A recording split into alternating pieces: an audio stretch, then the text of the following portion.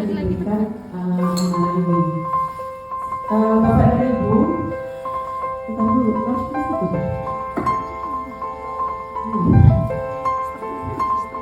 Oke Bapak Ibu, nanti 3 divisi sementara yang akan kita ini tadi sudah disampaikan oleh Ibu Krisna akan memaparkan program kerja dan bagaimana rincian kegiatannya.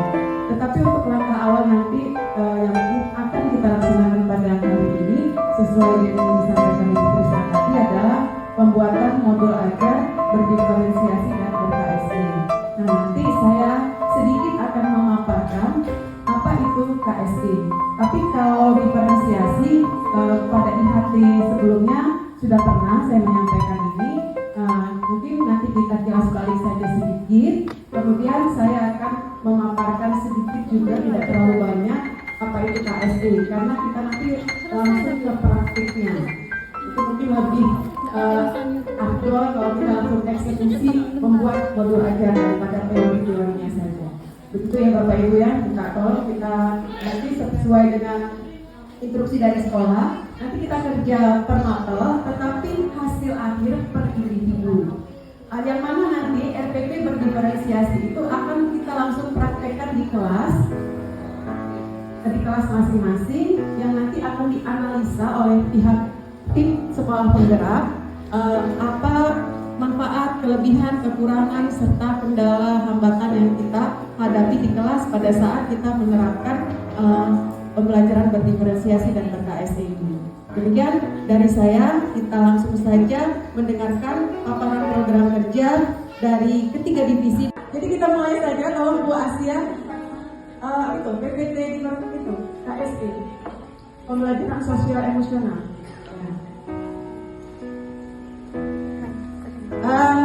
Saya buat secara ringkas saja Bapak Ibu, kita hanya mengenal apa itu pembelajaran sosial emosional. Kalau dari apa yang saya pelajari, ini di sini ada senior guru penggerak saya, ada Ibu Laili angkatan 3, ada Bu Mareti angkatan 7. Saya ini masih junior. Mereka lebih duluan tahu dan lebih duluan paham. Oleh karena itu nanti saya sangat meminta bantuan dari Bu Laili dan Bu Mareti dalam praktiknya ya. Saya hanya memaparkan saja. Dari apa yang saya ketahui, pembelajaran sosial emosional ini sebenarnya sudah kita lakukan Bapak Ibu. Hanya saja kita nggak tahu istilahnya apa. Pada saat kita mengajak siswa berdoa, itu sudah sosial emosional. Pada saat kita mengajak siswa menyanyikan lagu Indonesia Raya, itu juga sudah kompetensi sosial emosional. Cuman kita nggak tahu ternyata itu ada namanya, begitu ya. Silakan next Bu Asia. Jadi pembelajaran sosial emosional di sini adalah suatu pembelajaran yang dilakukan secara kolaboratif oleh seluruh komunitas sekolah. Jadi bukan hanya guru, seluruh, artinya staf, karyawan, penjaga kantin, satpam, semuanya harus kok secara kolaboratif melakukan ini. Karena ini sifatnya umum, ya, bukan per mata pelajaran. Proses kolaborasi ini memungkinkan anak dan pendidik dan tenaga kependidikan di sekolah memperoleh dan menerapkan pengetahuan, keterampilan, dan sikap positif mengenai aspek sosial dan emosional. Lanjut. Nah, tujuan PSE, kenapa di kurikulum Merdeka ini diminta untuk mengintegrasikan sosial emosional dalam pembelajaran? Karena di sini dengan PSE kita memahami, menghayati, dan mengelola emosi, menetapkan dan mencapai tujuan positif, merasakan dan menunjukkan empati kepada orang lain, membangun dan mempertahankan hubungan yang positif, serta membuat keputusan yang bertanggung jawab. Nah, tujuan ini nantilah yang menjadi dasar terbentuknya karakter atau kompetensi. Yang lebih lanjut nanti kita kenal dengan istilah KSE, kompetensi sosial emosional. Lanjut. Jadi kompetensi sosial emosional inilah yang akan kita integrasikan ke kelas. Nah, untuk kita mengintegrasikannya ke kelas, itu kita masukkan dalam RPP atau modul ajar. Nanti langsung praktek. Yaitu apa saja? Kita ada 5 KSE. Yang pertama itu kesadaran diri, manajemen diri, kesadaran sosial, kemudian nanti ada pengambilan keputusan yang bertanggung jawab, serta keterampilan berelasi. Kesadaran diri di situ dikatakan bahwa Ulang lagi Bu. Kemampuan untuk memahami perasaan, emosi, dan nilai-nilai diri sendiri dan bagaimana pengaruhnya pada perilaku diri dalam berbagai situasi dan konteks kehidupan. Nah, nanti kita lihat contohnya di dalam modul aja langsung ya. Kemudian manajemen diri itu adalah kemampuan untuk mengelola emosi, pikiran, dan perilaku diri secara efektif dalam berbagai situasi dan untuk mencapai tujuan dan aspirasi ya.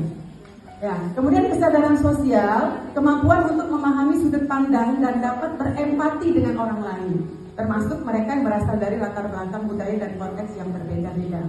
Kemudian KSE yang berikutnya, next. Bu Asia, tolong lanjut. Iya, nah ini, oke. Keterampilan berelasi, kemampuan untuk membangun dan mempertahankan hubungan-hubungan yang sehat dan suportif, serta yang kompetensi yang ketiga ini adalah pengambilan keputusan yang bertanggung jawab.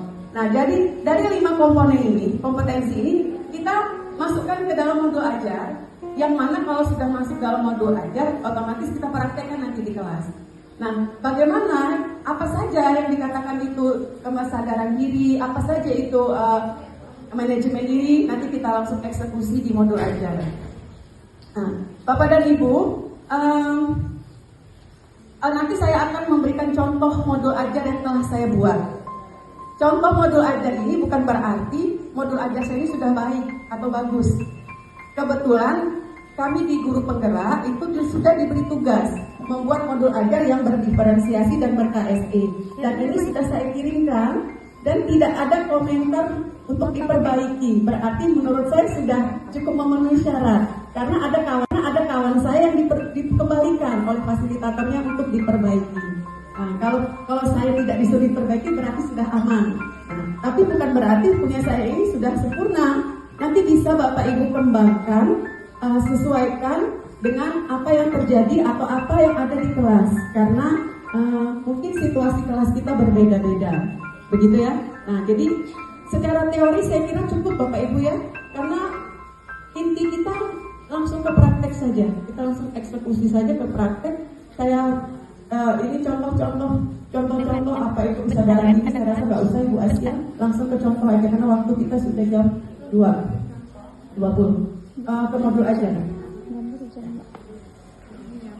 Bapak Ibu, dari apa yang saya ketahui, itu modul ajar itu tidak ada yang baku, ya, tidak ada yang harus seperti ini, harus seperti itu, tidak. Itu kenapa kita disebut sebagai merdeka. Kita diberikan kebebasan untuk mengembangkan, tetapi dalam modul ajar itu kita diberi rambu-rambu. Harus ada berapa komponen ini kemarin? 5 komponen. Itu saja yang ada di dalam RPP. Tujuan pembelajaran, apalagi mungkin ini saya lupa, tolong ingatkan saya. Terlalu banyak ingatan jadi saya lupa. Apa? Tujuan, langkah kegiatan, evaluasi, asesmen awal, asesmen akhir. Hanya 5 itu aja. Yang intinya, rambu-rambunya. Nah, selain itu kita kembangkan sendiri Bapak Ibu. Mau lebih lengkap lagi, it's okay, lebih bagus lagi. Nah, seperti RPP saya, modul ajar saya. Dari atas. Otomatis identitas ya, identitas 2, kemudian CP. Kemudian di sini ada kompetensi awal, profil pelajar Pancasilanya kita tuliskan di situ. Kemudian sarana dan prasarana yang dibutuhkan dalam melakukan pembelajaran. Kemudian target peserta didik dan model pembelajaran STOP. Jadi model pembelajaran ini Bapak Ibu diberi kebebasan. Tidak harus seperti yang saya pilih ini. Umumnya yang saya lihat itu biasanya menggunakan PBL, Problem Based Learning. Umum di situ. Saya juga modul ajar saya yang sebelumnya juga saya pakai PBL. Hanya kebetulan ini yang akan saya terapkan di minggu depan, saya menggunakan metode Jigsaw yang terintegrasi pembelajaran berdiferensiasi berbasis sosial emotional learning. Nah, gitu ya, jadi ber-KSE. Kenapa saya memilih metode Jigsaw? Karena di pembelajaran saya sebelumnya itu saya sudah melakukan pengelompokan secara heterogen dan homogen secara terpisah. Tetapi di Jigsaw ini, saya langsung heterogennya ada, homogennya ada. Nah, jadi nanti di sini saya coba menggunakan metode Jigsaw. Kemudian setelah model pembelajaran, pada saat kita memilih model pembelajaran, inilah sudah masuk diferensiasi proses. Ya, lanjut. Nah, di komponen inti ada tujuan pembelajaran, ini pasti harus kata Bu Mini tadi harus ada tujuan pembelajaran. Kemudian KKTP ini tidak harus, tapi mau dimasukkan juga boleh. Kriteria ketercapaian tujuan pembelajaran, kemudian asesmen. Nah, kata Bu Mini tadi ada asesmen awal. Asesmen awal ini, stop. Di sini saya memberikan pertanyaan pemantik. Nah, pertanyaan pemantik nanti disesuaikan saja dengan kepada Ibu, tetapi diharapkan pertanyaan pemantik yang akan kita sampaikan di siswa ada masukkan di dalam lampiran. Jadi seluruh asesmen yang kita lakukan di modul ajar itu ada lampirannya. Nah, kemarin itu kawan saya dikembalikan karena tidak ada lampiran, alasannya ya, disuruh perbaiki.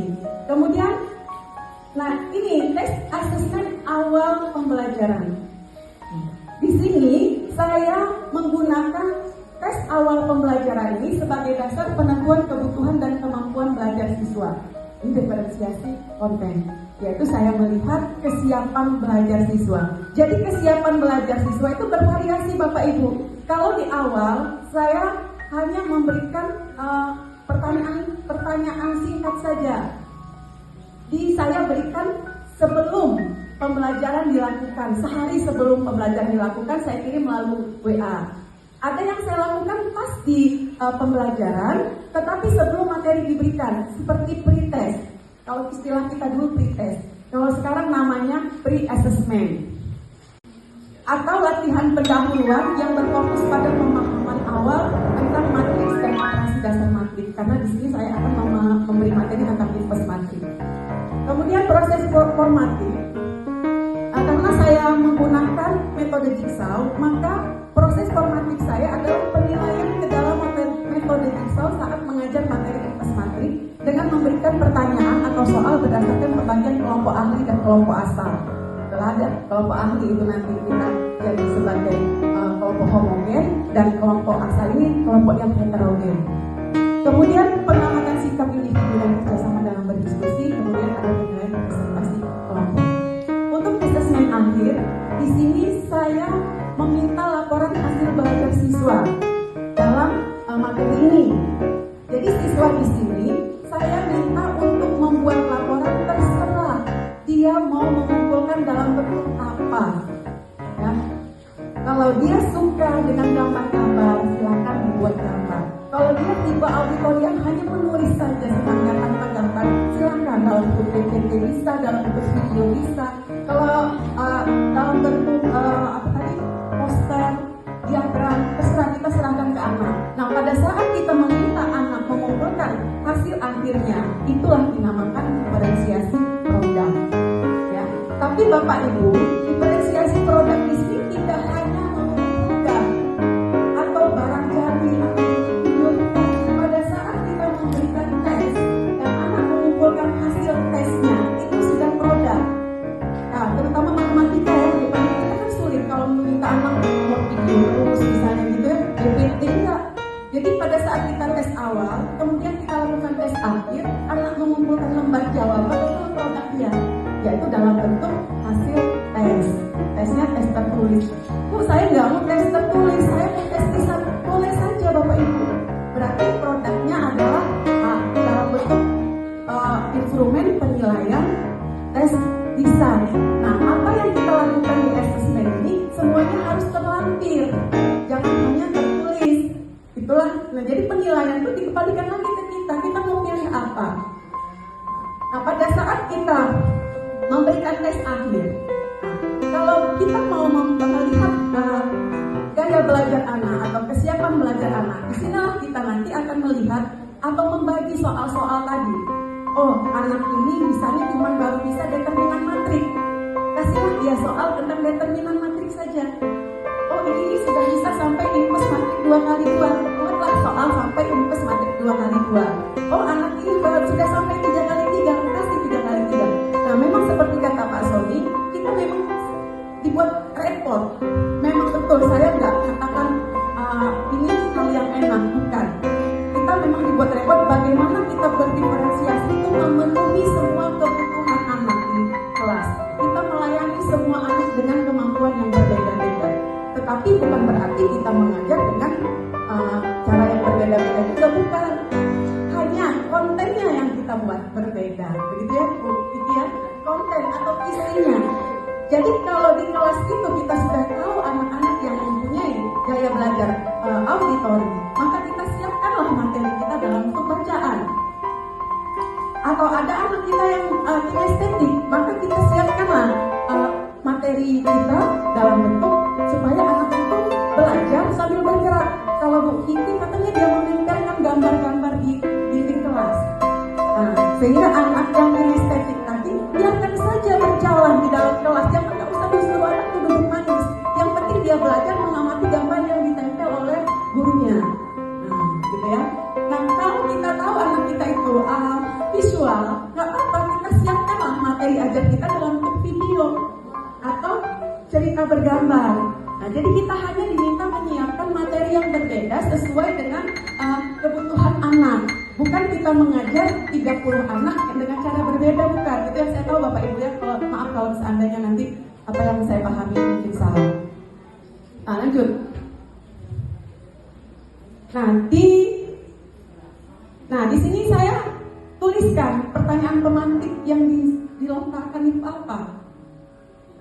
Sesuai dengan konteks materi kita ya. Kemudian Bapak Ibu juga siapkan jawabannya. Jangan pertanyaannya aja yang kita tulis, kita juga harus menyiapkan jawaban dari pertanyaan pemantik yang akan kita lemparkan ke siswa. Lanjut.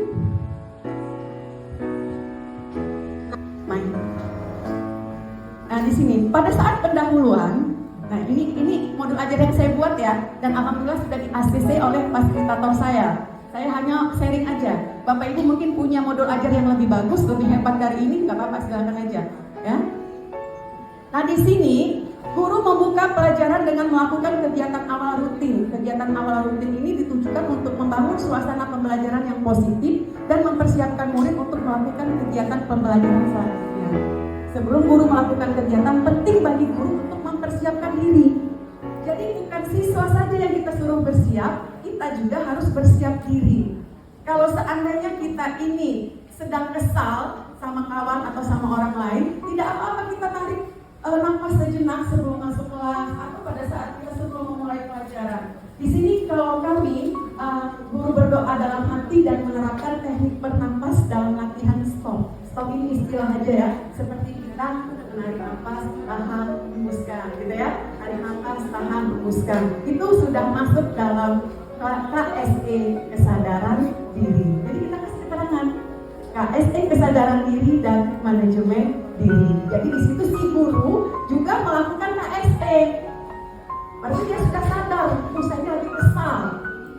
Kesal mungkin tabung gas habis di rumah misalnya gitu, kesal. Nah, bagaimana cara saya supaya saya tidak terlihat kesal di mata siswa saya? Itu artinya kita sudah melakukan manajemen diri. Jadi kita sudah sadar dan kita sudah memanajemen diri kita supaya terlihat di depan siswa kita, wajah kita ceria. Lanjut. Selanjutnya, guru membuka pelajaran dengan mengucap salam, berdoa, dan guru menanyakan perasaan peserta didik. Nah, kita sering Bapak Ibu ya, hai semuanya, assalamualaikum, apa kabar kalian? Nah, itu ternyata KSE. Kita selama ini nggak tahu, melaksanakan aja. Bapak Ibu mungkin sering ya, apa kabar anak-anak hari ini? Itu berarti kita sudah melakukan KSE, kesadaran diri. Tambah nanti di situ kasih keterangan. Kemudian guru mengajak siswa untuk latihan bernafas dengan kesadaran penuh, mindfulness namanya, mengambil jeda secara fisik dan mental dengan latihan stop. Nah, mungkin nih kita kan melihat nih anak kita dari olahraga, dari kumpul di lapangan. Nah, kita setelah kita mengkondisikan diri kita mengkondisikan diri anak kita. Gak apa-apa kita ajak dia bermeditasi sebentar. Paling sekitar 3 menit lah, 1 menit bisa. Ini teori Bapak Ibu, nanti kita prakteknya akan ketemu hal-hal yang berbeda. Kemudian guru memberi waktu 2 menit untuk siswa saling menanya kabar temannya. Ini mungkin belum pernah kita lakukan. Saya juga baru 2 kali 3 kali ini yang melakukan ini. Keterampilan berelasi. Selama ini kita coba Pak Rahmat dan Pak Taufik sudah saling tanya kabar belum? Nah, coba saling tanya kabar, kamu apa kabarnya gitu. Nah, itu artinya kita sudah mengajarkan ke anak kita untuk keterampilan berelasi. Ya, lanjut. Kemudian guru mengecek kesiapan kelas, meliputi kebersihan kelas, kerapian kelas, guru mengecek kehadiran siswa atau absensi. Kemudian guru menanyakan peserta didik siapa yang tidak masuk, mungkin ada yang sakit. Nah, mungkin ini juga sudah kita lakukan. Siapa yang nggak sekolah? Leni Bu, kenapa Leni nggak sekolah? Sakit. Kalian tahu nggak si Leni sakit apa? Itu sering ya kita lontarkan di kelas ya. Nah, ternyata itu tuh sudah masuk dalam kesadaran sosial. Nah, jadi tempatkan di situ sebagai KSE kesadaran sosial.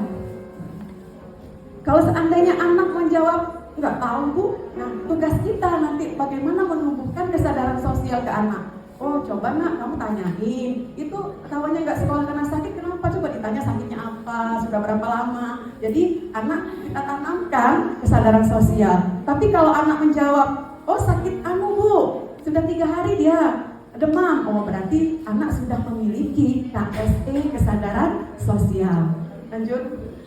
Kemudian guru mengingatkan hal-hal yang menjadi keyakinan kelas. Ini namanya budaya positif, memotivasi siswa untuk tercapainya kompetensi dan karakter yang sesuai dengan profil pelajar Pancasila. Guru menyampaikan tujuan pembelajaran, kemudian guru memberikan motivasi dan memberikan pertanyaan pemantik. Itu adalah kegiatan pendahuluan. Lanjut. Guru memberikan, kemudian setelah memberikan pertanyaan pemantik, guru mengajak siswa menyaksikan video pembelajaran. Silakan Bapak Ibu adaptasi video-video banyak di internet sana, mana yang sesuai dengan materi kita. Kalau kita belum bisa buat sendiri, kalau kita bisa buat sendiri itu alhamdulillah. Dan saya ada materi yang saya ambil punya orang dan ada yang saya buat sendiri. Dan kebetulan untuk materi ini punya orang, bukan punya saya. Jujur aja nanti di daftar pustaka kita sampaikan ini punya siapa. Kemudian saya juga menyiapkan PPT interaktif. Nah, jadi inilah diferensiasi konten, ya. Kita menyiapkan isi materi kita dengan bentuk yang berbeda-beda, menyesuaikan dengan kondisi kelas kita. Kemudian guru mengajak siswa untuk melakukan eksplorasi, menemukan konsep matrik dari video pembelajaran dan PPT interaktif tadi. Jadi dari PPT interaktif tadi saya sudah membuatkan masalah video ya. Jadi anak sudah mengeksplorasi dirinya. Bagaimana dia menemukan konsep matrik. Sebelumnya anak sudah diberikan materi yang saya kirimkan melalui WA, grup WA ya. Kemudian peserta didik diperkenankan saling menanyakan hasil eksplorasi ke teman sebangku. Tetapi untuk anak yang kinestetik, kita izinkan dia lompat bangku, boleh kemana aja dia. Yang penting dia belajar. Jadi dia itu mau berjalan-jalan, Bu, izin Bu, misalnya Pak Topik saya mau ke belakang aja lah, saya mau nanya sama kawan saya di belakang, boleh. Jangan teman-teman, jangan mematikan eksplorasi anak. Biarkan saja dia, yang penting dia belajar. Itu maksudnya diferensiasi tadi. Kemudian lanjut, di kegiatan inti, stop. Tadi di awal saya sudah memilih jigsaw untuk metode pembelajaran saya. Nah, pada saat kita mengelompokkan siswa-siswa tadi, itu sudah masuk dalam diferensiasi proses Bapak Ibu. Yang mungkin sudah Bapak Ibu lakukan. Kita biasa kalau membuat kelompok-kelompok. Hanya saja mungkin kelompok kita yang kita buat mungkin secara acak gitu ya. Main tunjuk aja, mencampur-campur Bapak Ibu. Ini kita salah persepsi, bukan 3-3 tadi kita campur, bingung nanti kita. Kita pilih saja dari ketiga aspek tadi, mana yang mau kita jadikan panduan membentuk kelompok siswa tadi.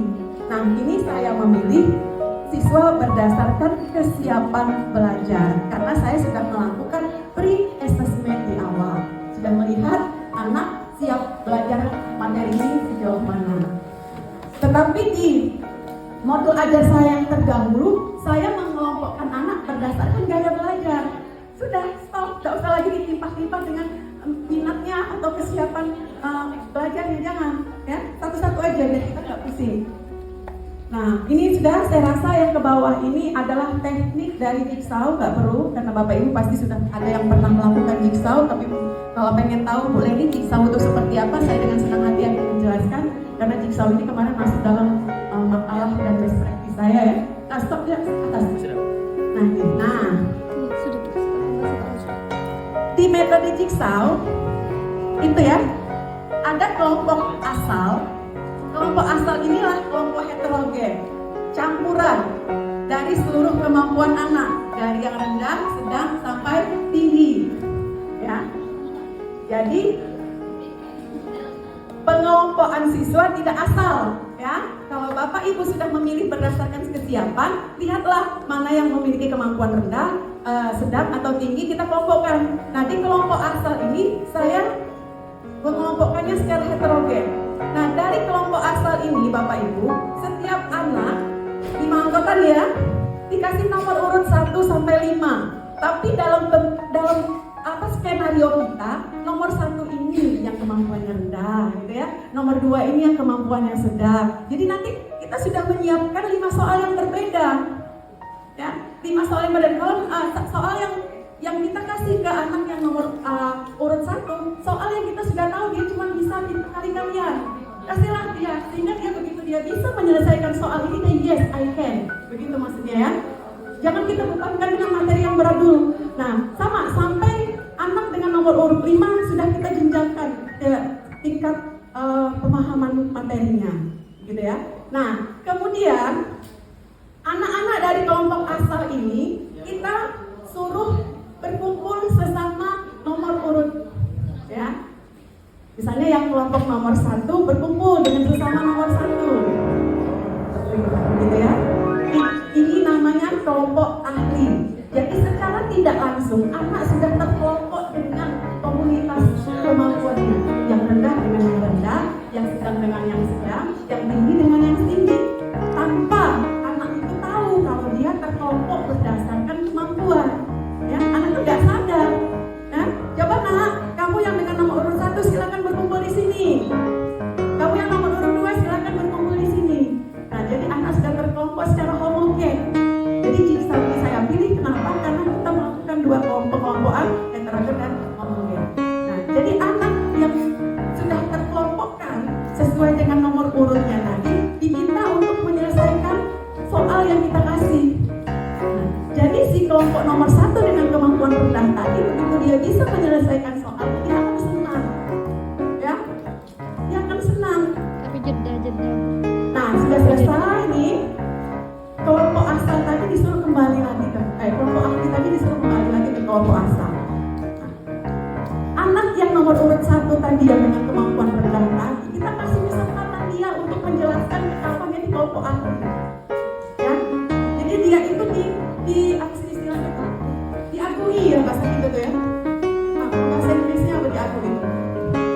Ya. Oh, berarti saya ini masuk hitungan walaupun saya cuma kali-kali yang ada. Nah, dihargai ya, dihargai.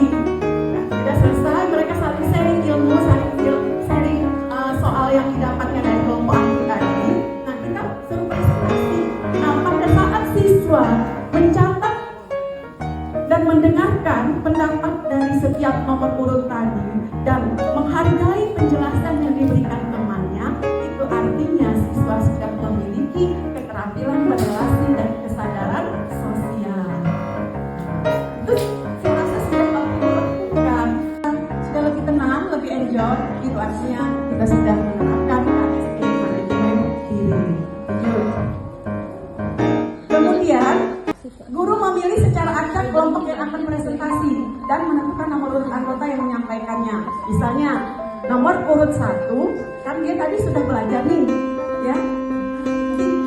Jangan dia kita suruh presentasi nomor 1 lagi. Coba kasih dia yang levelnya naik sedikit. Nomor 2 misalnya ya. Nah, pada saat dia sudah berhasil mempresentasikannya tadi ke depan, itu dia berarti sudah mengalami peningkatan hasil belajar. Nah, di sini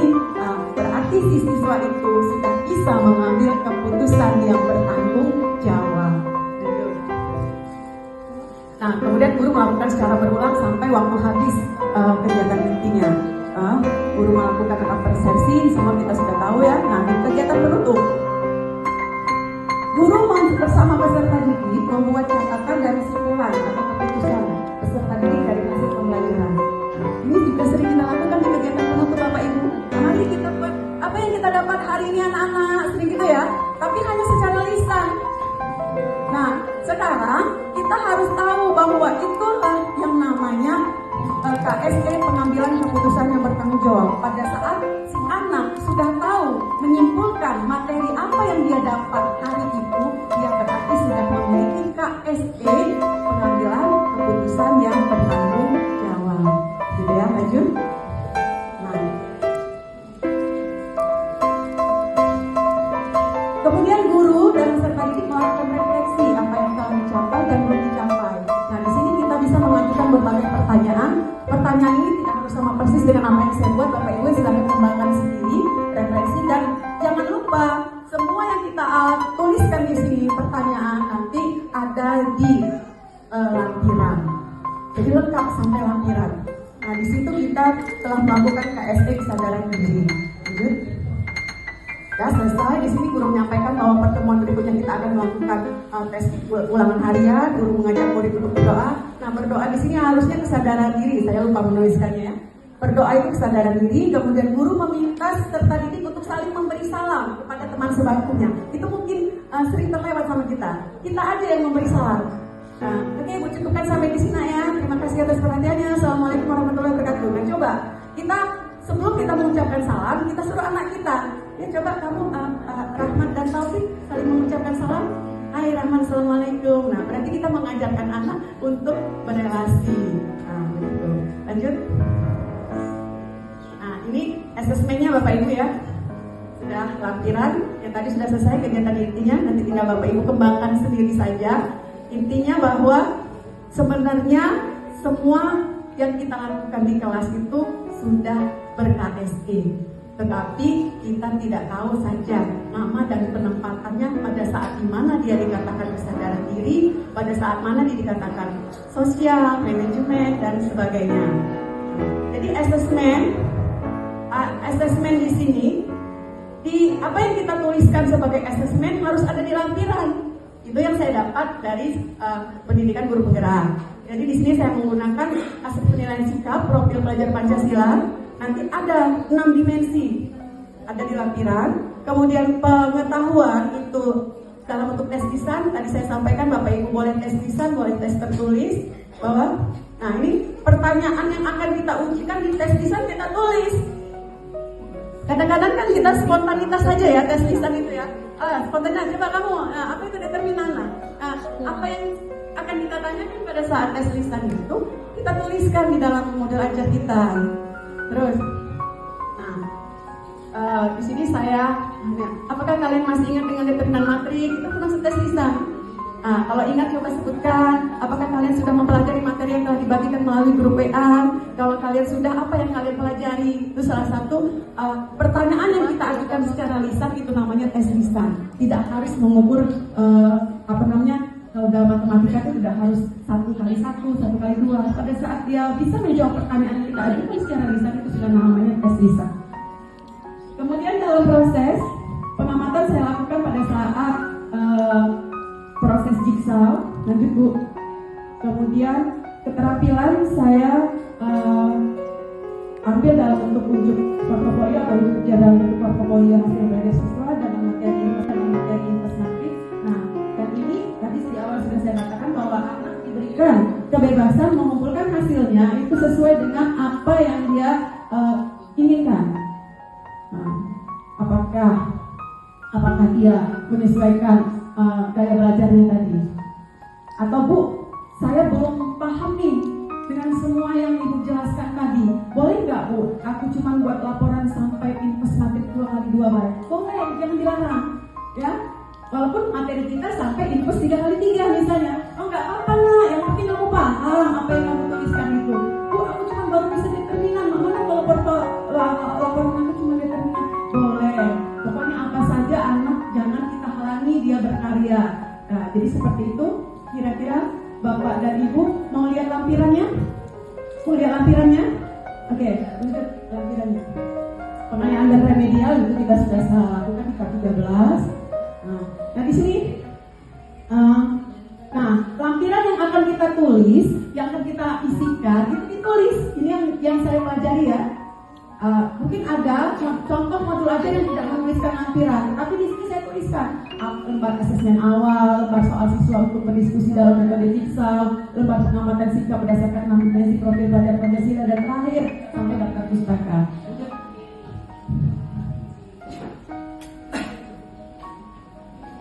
Lampiran-lampiran. Nah, ini ya. Asesmen awal serta didik tadi sudah saya sampaikan. Saya meninjaunya dari aspek kesiapan belajar. Kenapa saya hanya memilih kesiapan belajar? Karena untuk gaya belajar saya sudah tahu. Di awal bab materi ini saya sudah melakukan asesmen gaya belajar. Nah saya lupa, ayo ngirim linknya ya. Nanti link saya ada link untuk menentukan gaya belajar siswa. Link itu saya dapat dari fasilitator saya.